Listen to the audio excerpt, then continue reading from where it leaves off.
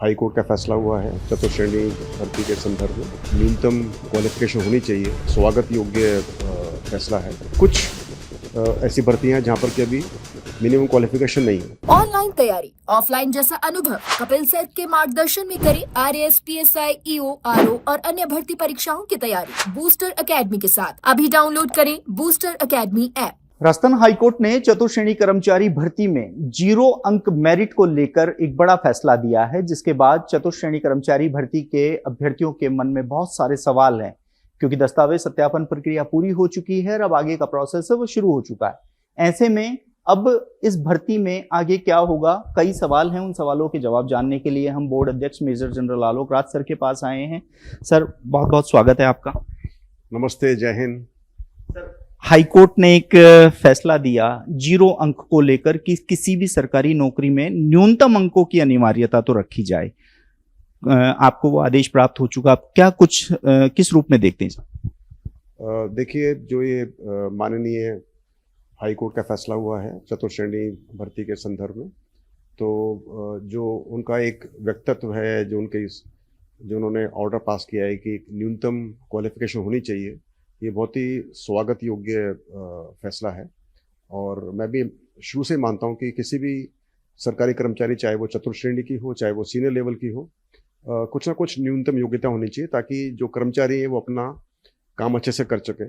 और इसके बारे में मैंने पहले से भी, जब मैंने चार्ज संभाला था यहाँ पर 2023 में, तब भी मैंने सरकार से आग्रह किया था और विभागों को लिखा था कि प्रयास करें कि हर जगह एक न्यूनतम योग्यता रखी जाए। और उसके बाद कुछ डिपार्टमेंट्स ने उसको चेंज भी किया, मुझे खुशी बताते हुए कुछ डिपार्टमेंट्स में चेंज भी किया, और उन्होंने फिर उसको न्यूनतम योग्यता को 0 से, मतलब मिनिमम क्वालिफिकेशन ना रखने के बजाय उन्होंने 30%, 40% का एक प्रावधान रखा था, जो कि बहुत अच्छा कदम था। उसके बावजूद भी कुछ ऐसी भर्तियां हैं जहाँ पर कि अभी मिनिमम क्वालिफिकेशन नहीं है, और उसमें से एक चतुर्श्रेणी परीक्षा थी जिसमें नहीं है। तो इसके संदर्भ में उन्होंने एक आदेश भी किया है कि सरकार एक कमेटी गठित करके इस पर विचार करे और फिर कुछ परीक्षाओं, भर्तियों की न्यूनतम योग्यता रखे। तो आई एम श्योर सरकार इसमें, जो विभाग हैं वो उसमें कुछ कार्रवाई करेंगे। जहाँ तक चतुर्श्रेणी भर्ती का सवाल है, आप जानते हैं कि जब एक गेम शुरू हो जाता है, तो रूल्स ऑफ गेम के दौरान बदले नहीं हो सकते। ये एक हमारी मान्यता है, ये इस तरह का प्रेसिडेंस बना हुआ है।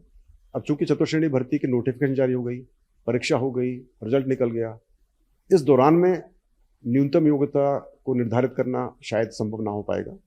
और इसके लिए हम जो माननीय न्यायालय का जो आदेश है उसको हम इंटरप्रेट कर रहे हैं, उसको हम विधि से हमारी सलाह ले रहे हैं, और यदि आवश्यकता पड़ी तो इस जो हम अपील करेंगे इस निर्णय के अगेंस्ट में, क्योंकि during the course of the process of भर्ती ये चेंज करना संभव नहीं हो सकता। और जहाँ तक सवाल है, जो बच्चे कम मार्क्स लेकर आए हैं, तो 0 से ऊपर के जो बच्चे हैं वो सब इसमें क्वालिफाई होते हैं, और उसी के आधार पर कर्मचारी चयन बोर्ड ने वो रिजल्ट निकाले थे। और वैसे माननीय न्यायालय ने आदेश भी दिया है कि भर्ती की प्रक्रिया पे कोई फर्क नहीं पड़ेगा, और बाकी जो पूरी कार्रवाई चलती रहेगी। तो मुझे नहीं लगता कि इसकी वजह से कोई रुकावट होगी, और जो कार्रवाई है, प्रोसेस है विभाग का, जो डीवी का है, वो चलता रहेगा। और जो बच्चे दूसरे पीएच के हैं या दूसरे बच्चे, उनकी जांच चलती रहेगी।